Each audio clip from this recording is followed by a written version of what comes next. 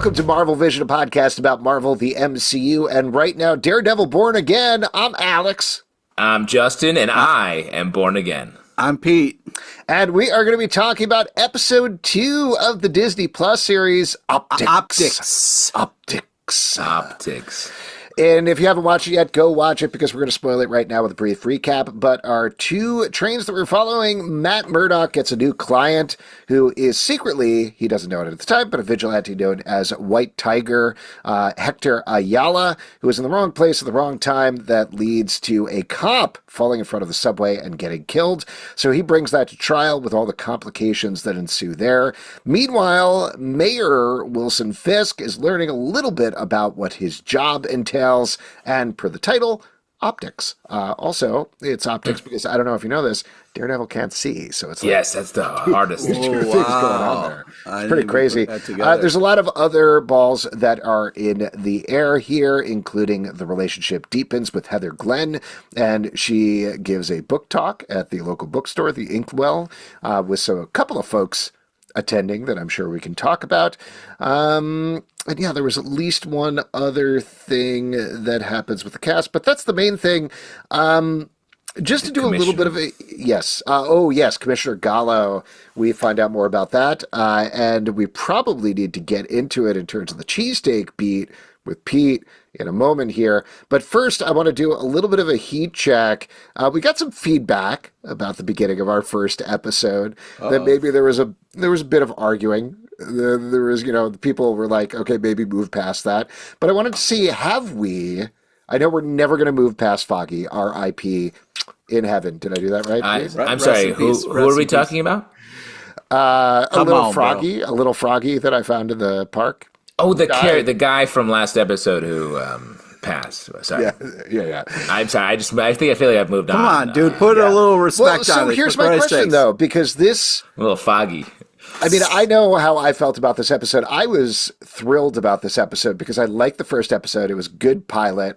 But this one, I felt like, oh my God, we're moving into trial procedural with an real A plot and a B plot. Again, as a TV guy, the fact that we're getting an actual TV show here, I was like tingling excited that we were getting the thing that I think is one of the aspects. It doesn't need to be the only thing, but like one of the things that I kind of hoped a Daredevil show would be, and it was sporadically through this 3-season run, but I thought this was great. I was very thrilled about this, but how are you guys feeling?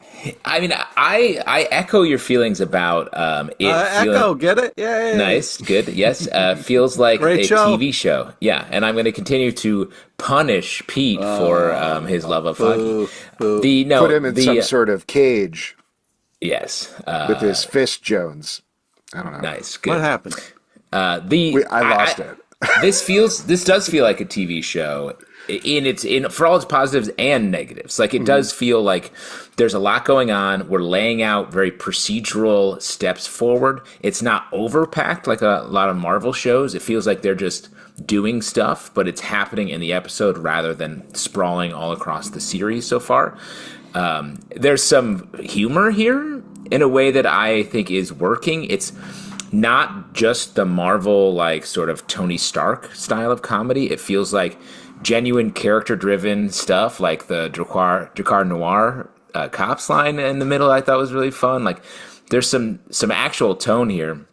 And then the fight at the end, I was like, oh, yes. This was... You feel his rage. You feel him knowing he shouldn't do this, and then he does it, and that's such a Daredevil thing, and then him screaming at the end. I thought that was really nice, and just really landing this episode. The second episode is sort of the real pilot in a lot of ways with TV, because, and I don't think it was quite the same for this show, because they probably just made them all.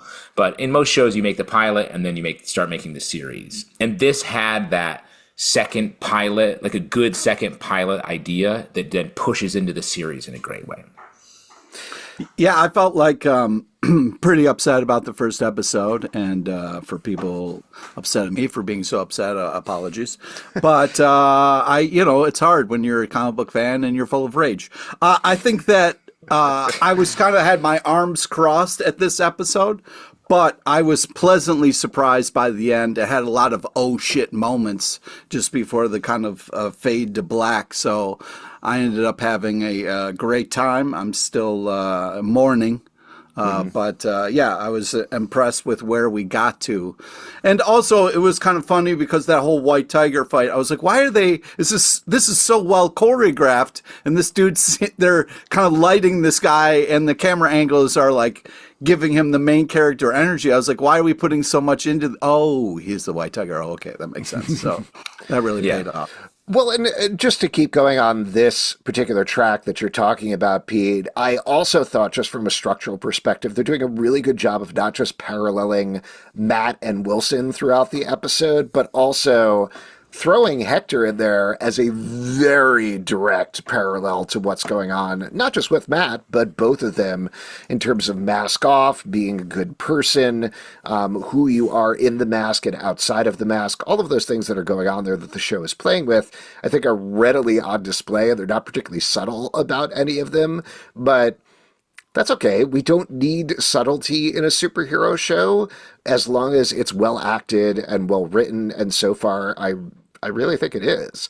I mean, the fixing the pothole was kind of hilarious. Yes. Yes. I think that was played for laughs, and it's kind of surprising to get a Kingpin scene where he's like, I'm going to fill in a hole.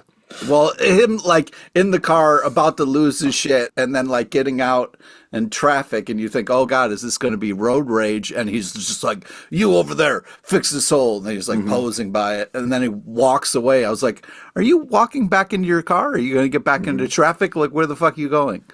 I mean, a couple things on that scene. The size of the hole was insane. I was like, "What is this? What people think potholes are in New York? That's sinkholes, just giant." Like that was. It was over. It was larger than one lane of traffic. I was like, "Who production designed this hole?" Because it's well, probably they had a hole, and they're like, "I got to make it bigger. This is not big enough." Yeah. And also, they're going to fill it in, and then everybody's going to drive over the wet concrete.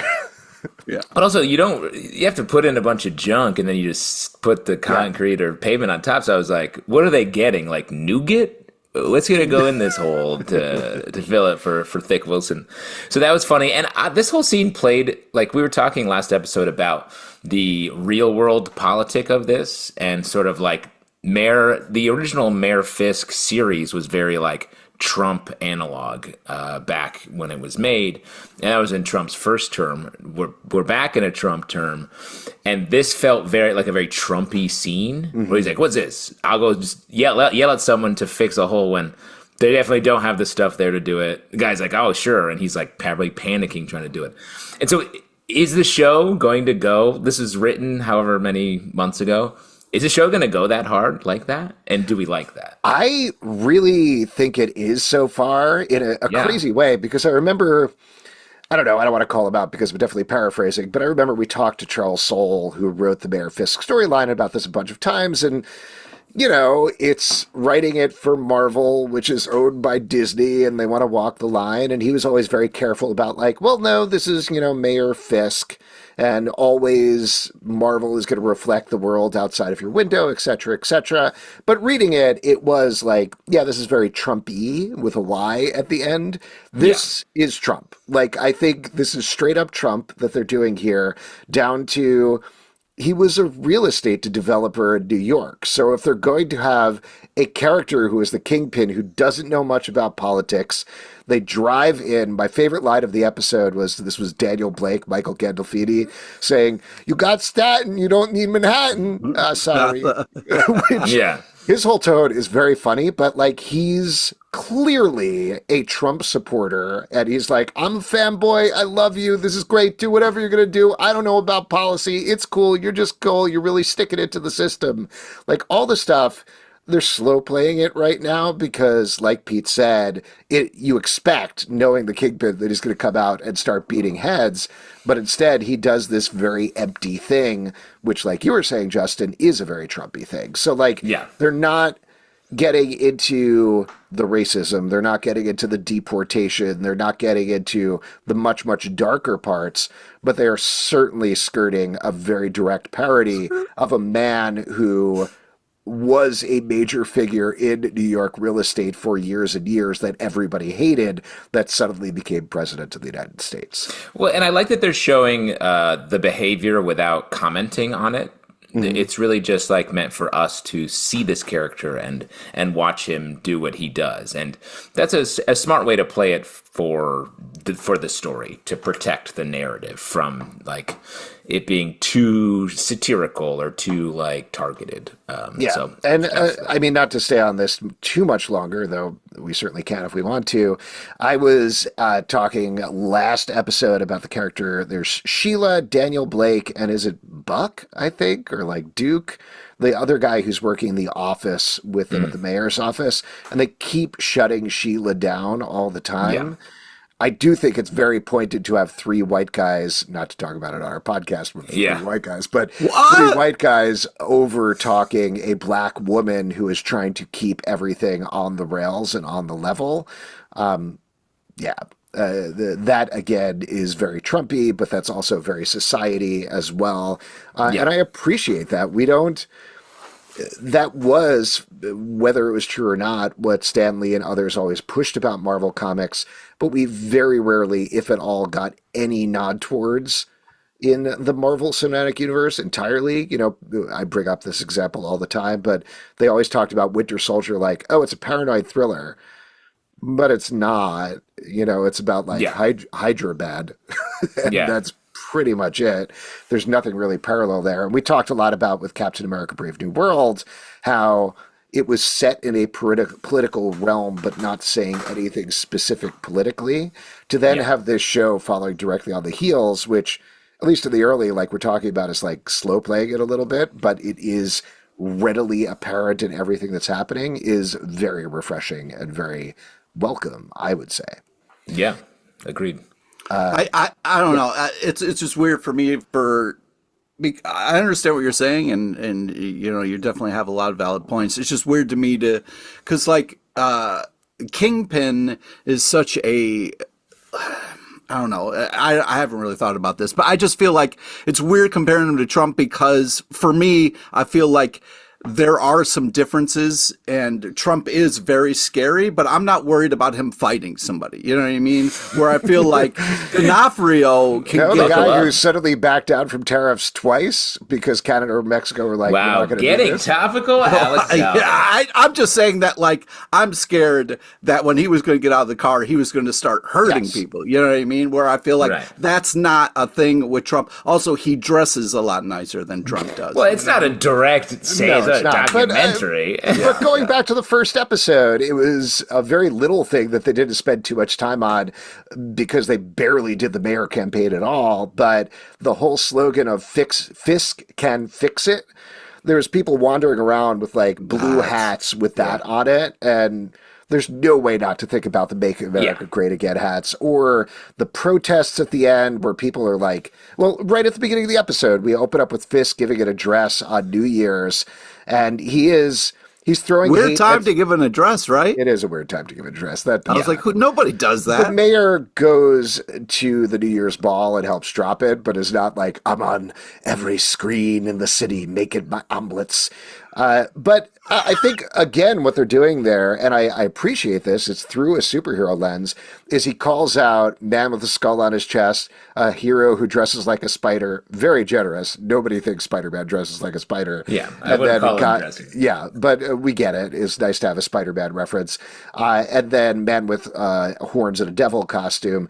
Like, I do think they're getting towards the level, because I think we know, based on the comics, the storyline they're heading towards here, vigilantes are an analog for othered group, and he is using them at throwing hatred at them and planting hatred of them to distract from the more diabolical things that he's going to do as mayor of New York. So in that also, I do think it is an analog for Trump or any sort of wannabe dictator who is using fascism as a mask for their own capitalism. Do you think it was weird when, because he said, oh yeah, and the guy with the horns, and I was like, Loki? Is he talking about Loki? I never remember, like, Daredevil has those spider hero. Do you mean tarantula? Yeah. Yeah, he's got little horns. Yeah, he's got. I always forget about the little horns. Yeah. That scene also had maybe my favorite line of the episode. Someone in the crowd is like, "What am I going to do? Move to Boston?" No one thinks that. No one in New York has ever thought, "Well, I guess I got to move to Boston." Yeah, is the writer of this episode from Boston? I think That's so. the most Boston shit I've ever heard. So let me throw something out on that because it's Pete, New York or Boston. I'm either going to go one or the other. You were really going into the cobblestones last episode. Yeah. Yep. They did film this show in New York. I looked it up just to double check. They filmed it. Yeah, but not that shot. No, that shot. Show me the street that has those nice cobblestones, bro. Hold on. Here's my point. There's a great article in Time Out New York where they break down all the different shooting locations. Just like with the first 3 seasons that didn't actually really film in Hell's Kitchen at all, they filmed all over New York City. That includes Brooklyn and Queens and everything. And there are a lot of areas like that. But also, just like the first season, and I'm sure there is an exception or two here, the writing staff is in LA. So they're writing it in LA, but they're writing it about New York. So my point being, yeah, they're going to get some of that stuff wrong, but in terms of actually shooting it, it is New York locations. And there are cobblestones. Like Red Hook has a ton of cobblestones. This was not about the cobblestones. I was just... Yeah. But yes. It was about moving to Boston. Yeah, yes, which we're doing, right? Yeah, definitely. It's much safer there.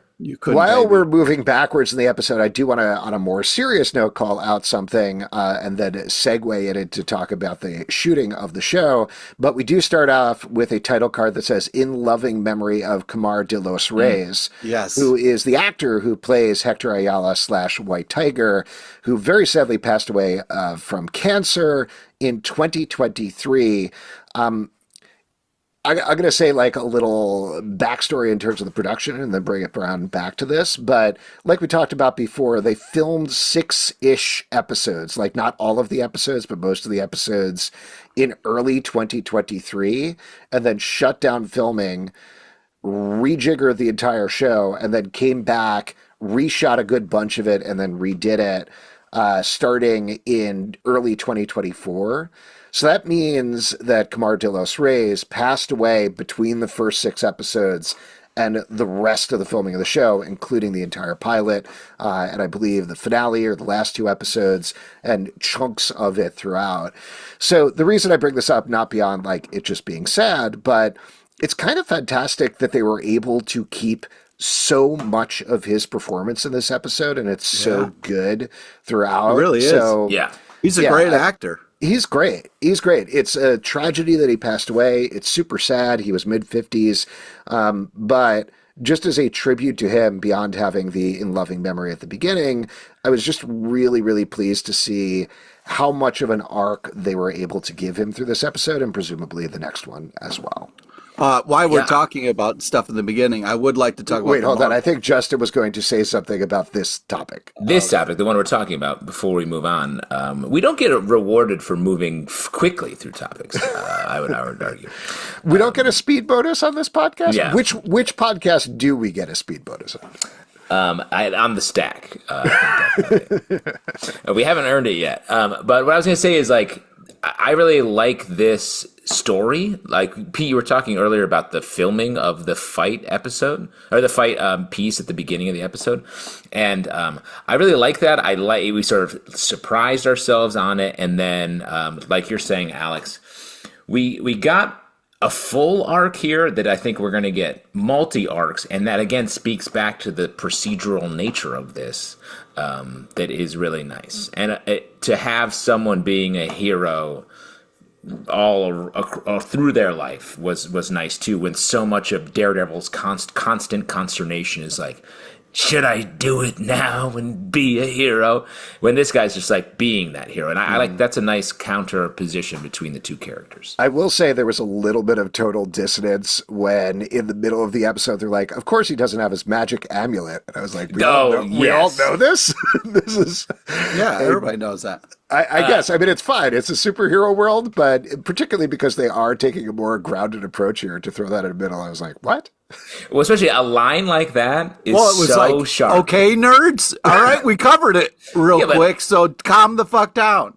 I feel like They were leaning into it by saying that, and it's in the courtroom scene, the judge's chamber scene, where he's like, the state knows that he's that White Tiger's a superhero, knows his identity. I'm like, well, how is he not just being jailed for that? I wonder if they're going to come back on that reality.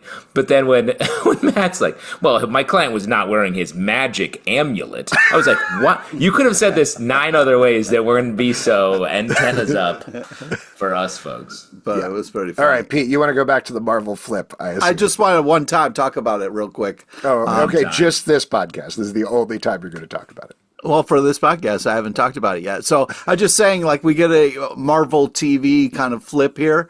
It's very fast, but I do appreciate we get some comic book stuff in the flip. So I felt pretty good about that. Great. Nice. Always Great. good to have a flip check 21 flip minutes check. into the episode. Your flip checks, Pete, are literally always the same. Pretty good. Pretty good flip. Not always. Sometimes he complains that they're showing Marvel zombies in an animated show. Yeah, or, exactly. I don't like it when they don't reference the comics. That's why we're all here. You got to pay homage to why we're all here. Sorry, comics. I'm a little foggy on comics. I don't appreciate that. Too soon.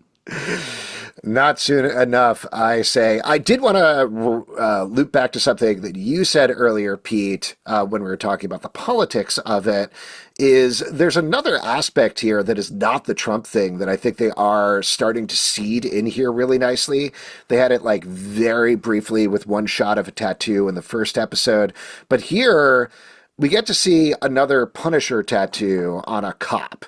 Yeah. Plus, we get the whole blue line thing. They're all standing there in the trial. They're all looping around, circling the wagons around their guys, even though their guys clearly were in the wrong. And as we find out by the end of the episode, the guy that they were beating up was this informant named Nicky Torres. So we're also dealing with not just a little bit of like Blue Lives Matter type thing going on here, and just the corruption of the police department, which is like baked into the whole Daredevil thing.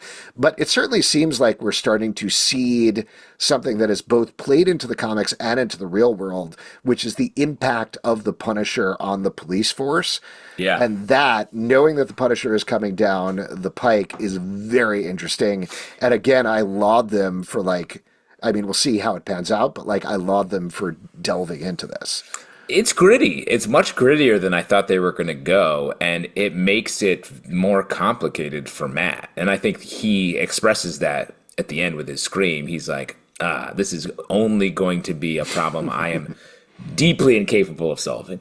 And it was also weird how in the BBB report there, where it was like, hey, the cops are super important to the city, Mayor Fisk. I was like, well, that was out of nowhere, that line. Why is a young reporter kind of talking to Mayor Fisk? I appreciated her hot question beforehand, but then following up with how important the cops are to the city seemed a little kind of out of left field. So I feel like that was also a kind of comment on this thing we're building towards when it comes to the police. Well, but it might be BB trying to get sort of in the mechanism to break open this story that we're talking about right now. It's in the scene is presented with her sort of cozying up to Fisk for just to have a job maybe, or to have her paper or her media outlet succeed.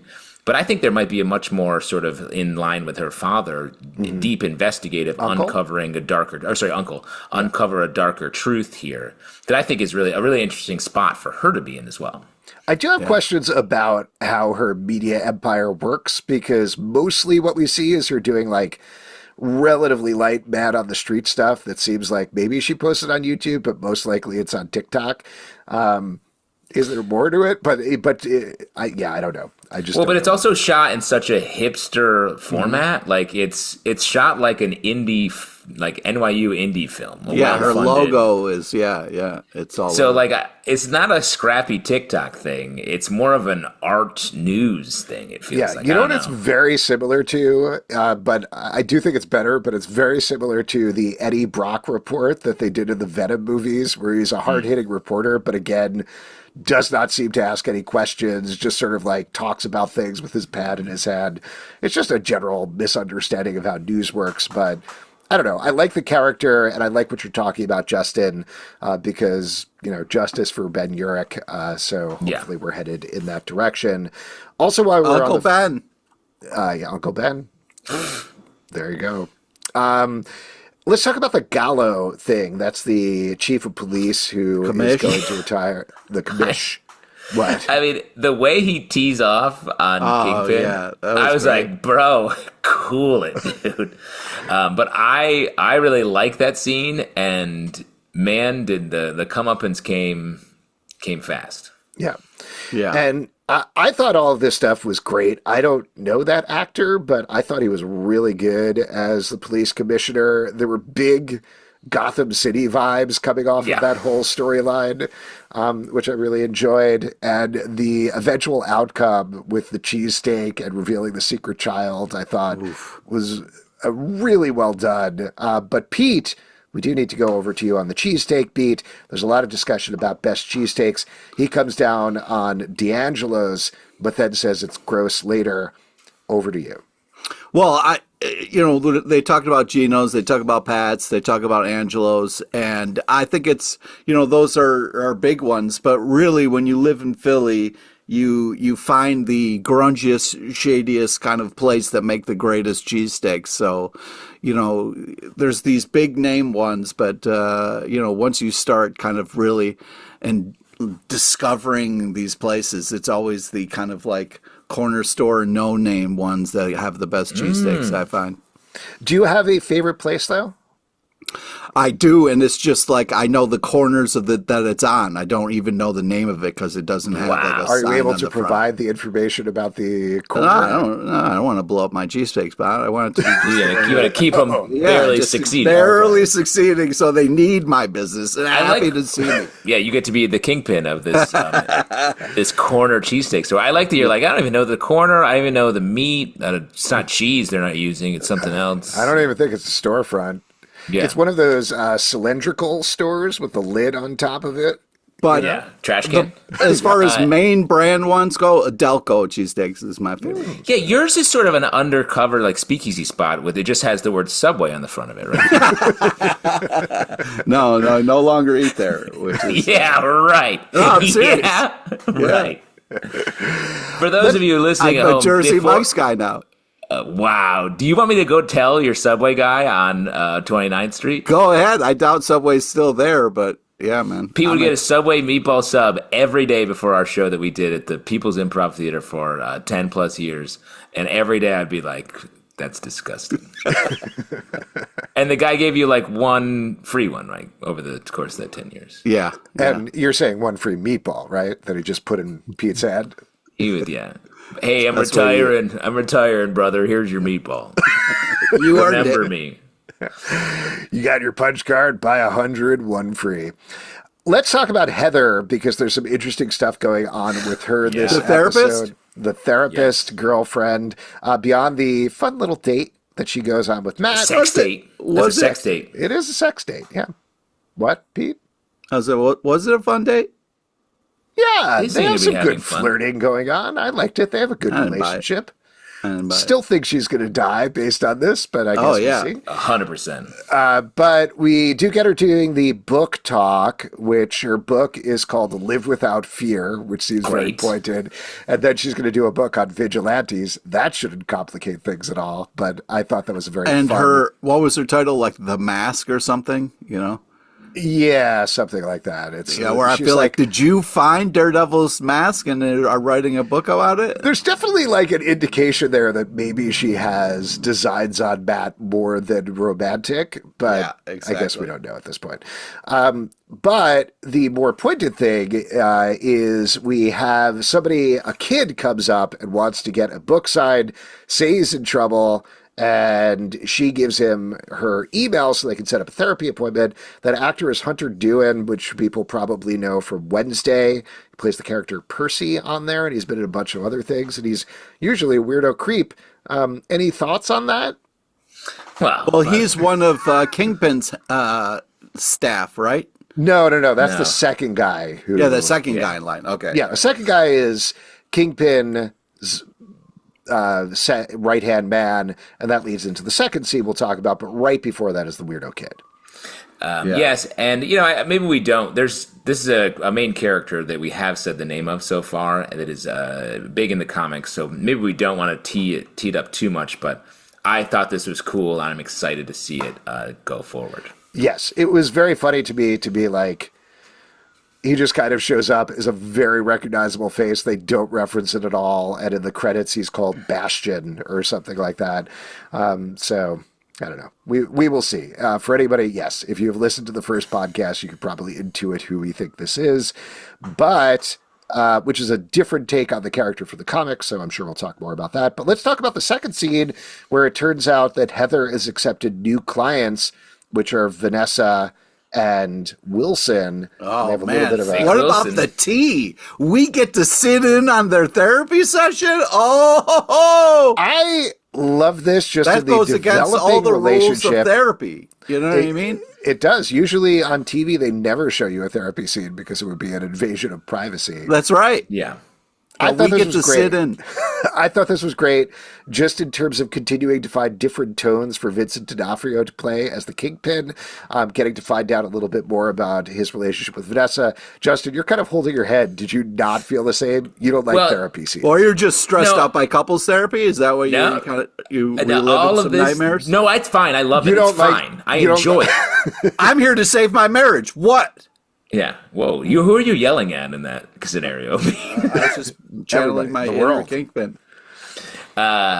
It's not that when I first saw this, I was like, oh, so Sopranos. Like going so hard Sopranos, which I actually think that's an unfair judgment to throw in here. Yeah. I feel like that's something we talked a lot about on what show was it?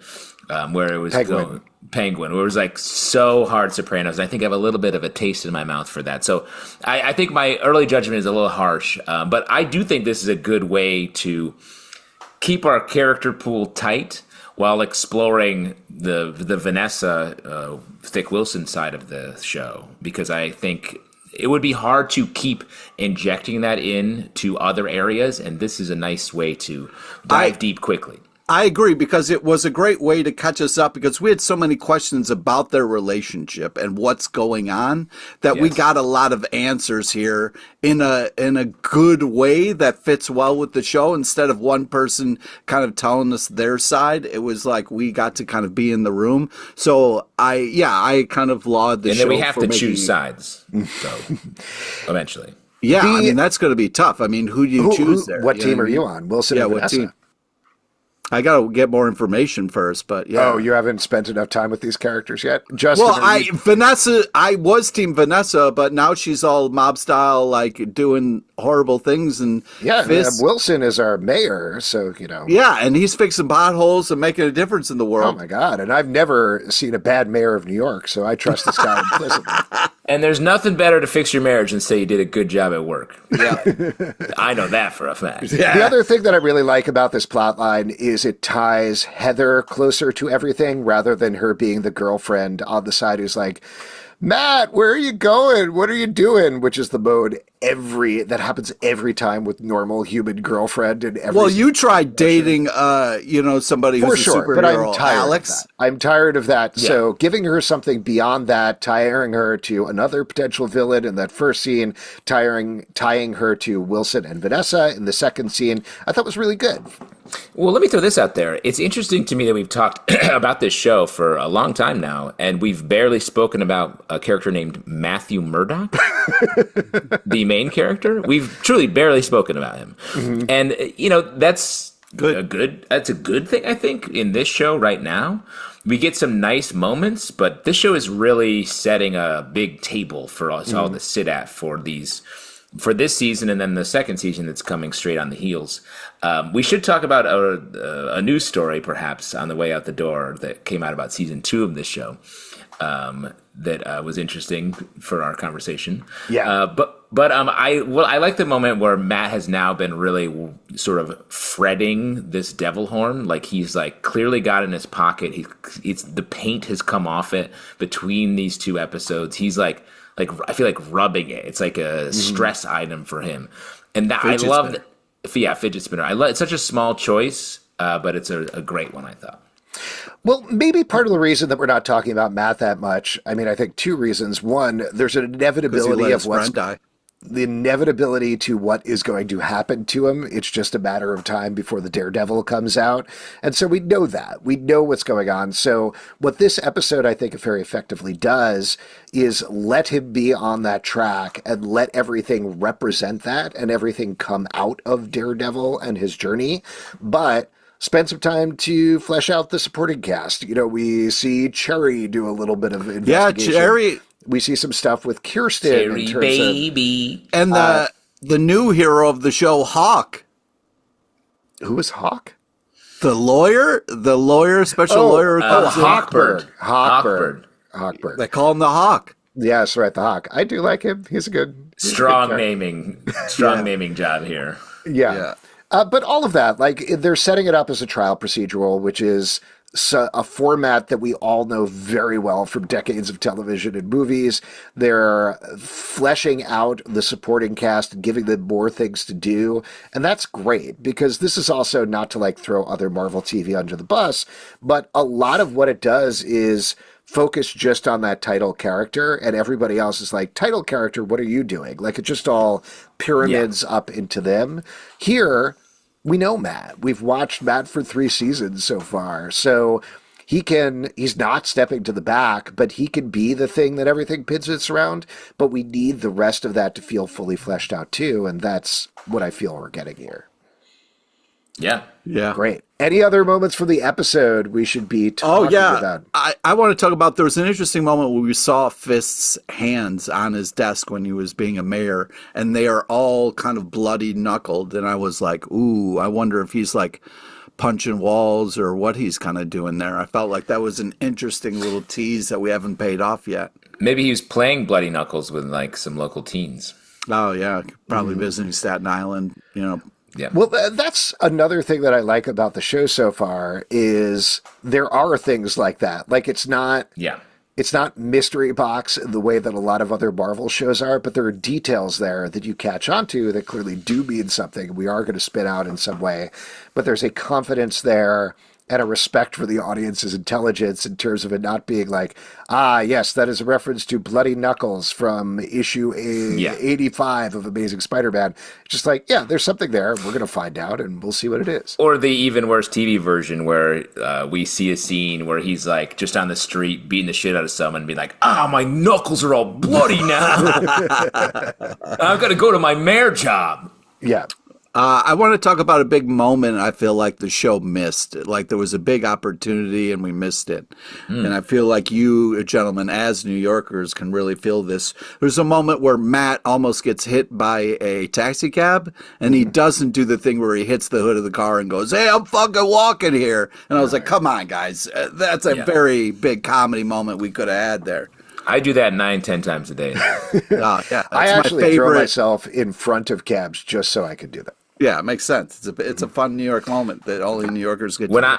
When I'm driving around New York, I like to get out of my car and push a pedestrian and say, like, hey, I'm driving over you. That's and smart. now, how do you drive around New York with all the gaping potholes that are everywhere? It's very hard. Very hard. I have a tank tread to my car, so I just always just driving down and up into the voluminous, we call them valleys. There's a whole culture down there.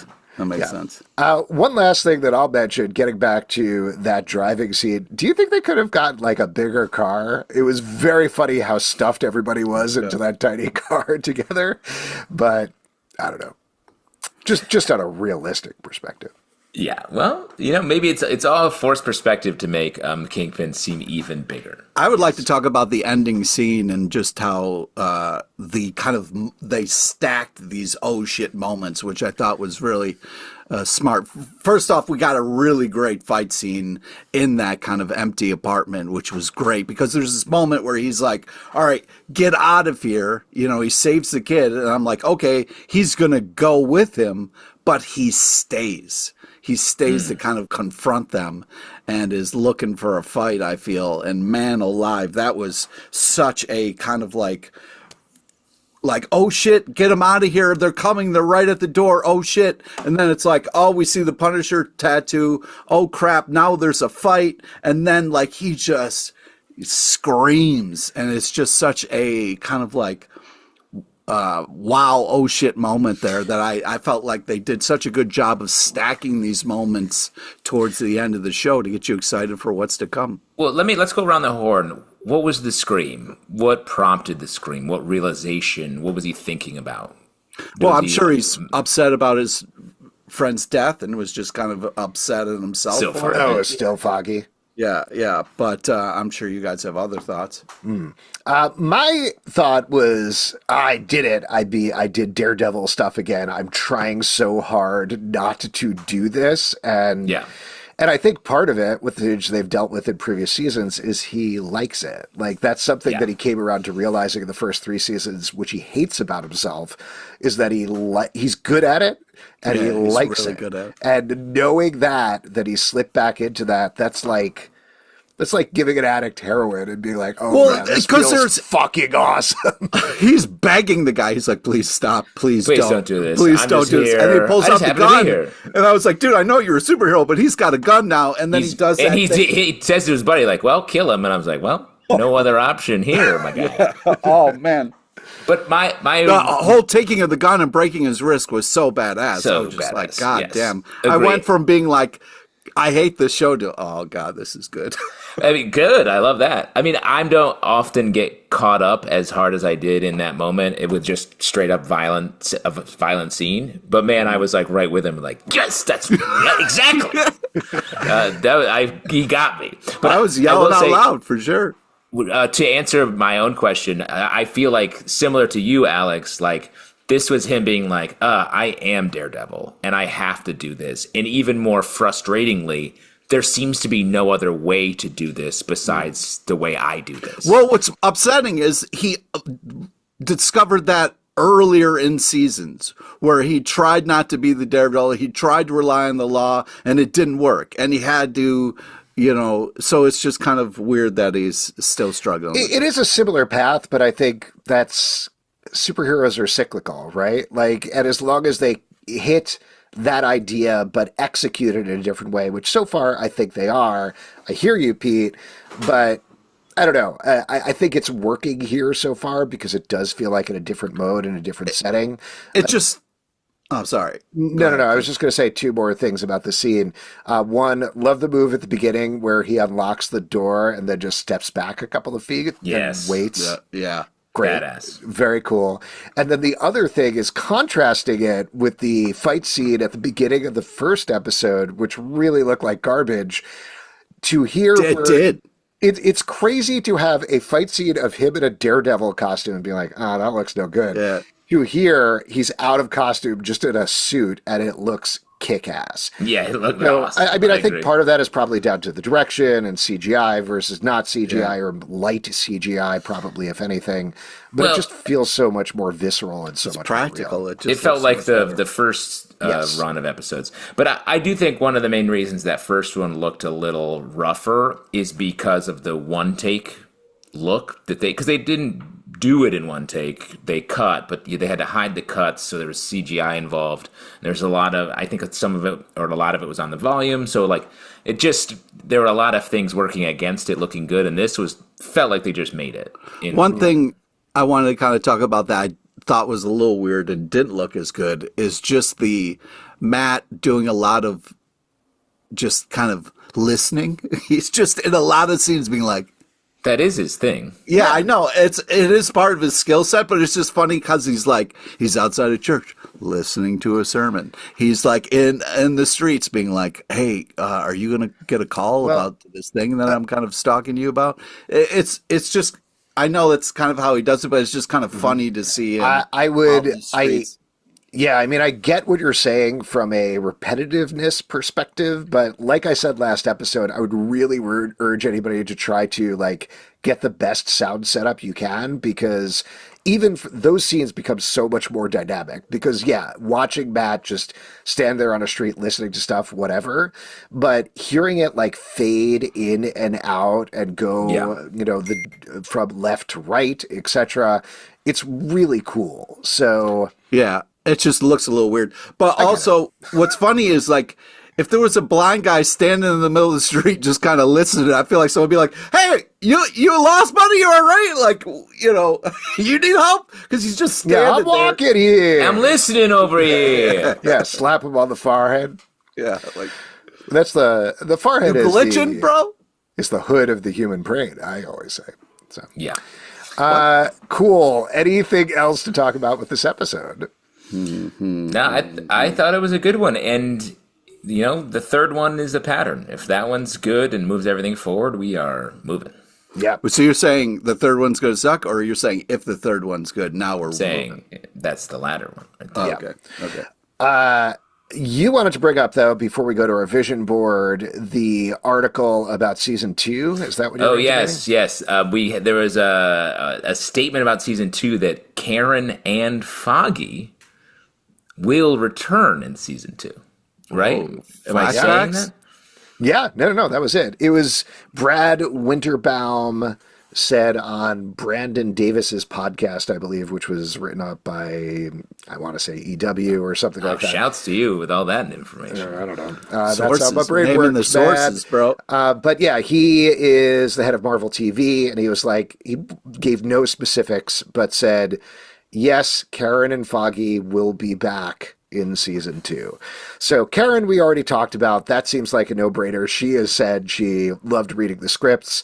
So we kind of knew she was going to be back anyway. Foggy, I got to imagine it's a flashback thing. They're not going to do like some sort of resurrection. Well, I wonder because like it's we got to see Bullseye kind of like jolt back to life. I wonder if there's going to be a hand element to their kind of. Well, so let me throw this out to you. Let's say they do something where, surprise, we had to hide Foggy and pretend he was dead for this reason. Mm-hmm. That kind of sucks, I think. I agree. Like, he needs to be dead to power this storyline at this point, and they need to keep on that path.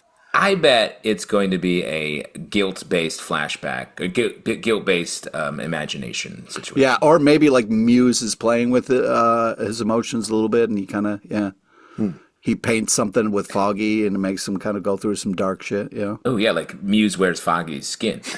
Oh, dude. Is what you're saying. Right. Well, I mean, Vincent D'Onofrio that's the first thing you think of? Yeah, Vincent D'Onofrio is in this show. He was also in Men in Black, where he was a bug in a human suit, and I think sugar water. I knew you were going to do that. Sugar water.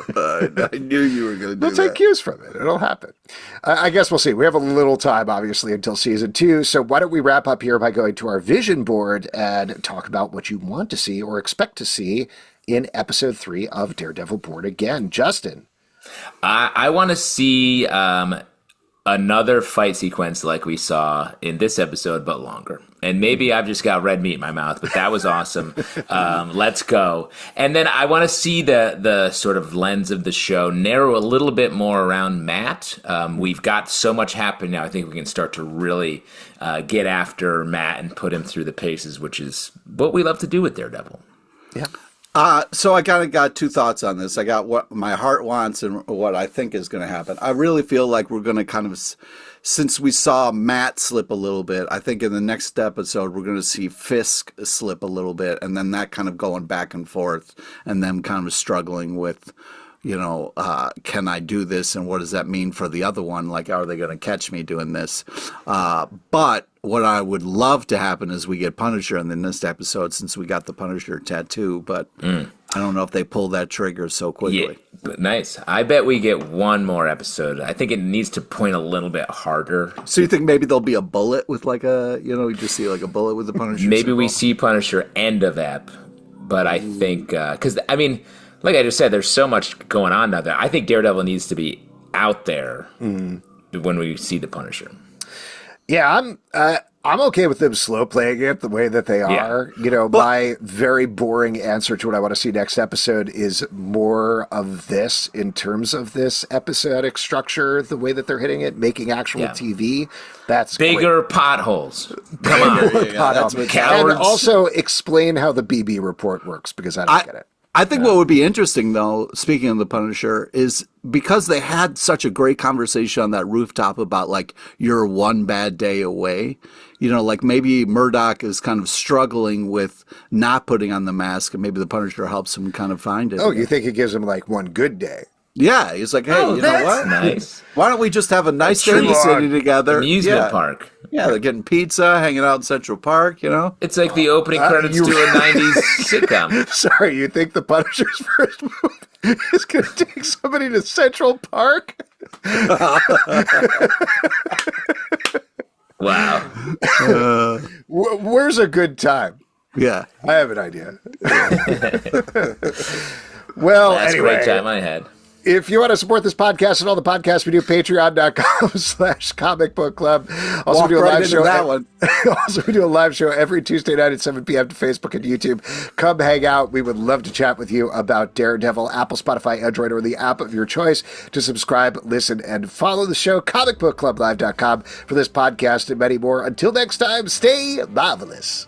What am I going to do? Move to Boston? Open up a chowder baked bean house? Get in a fight with my cousins all the time? Hey, cuz.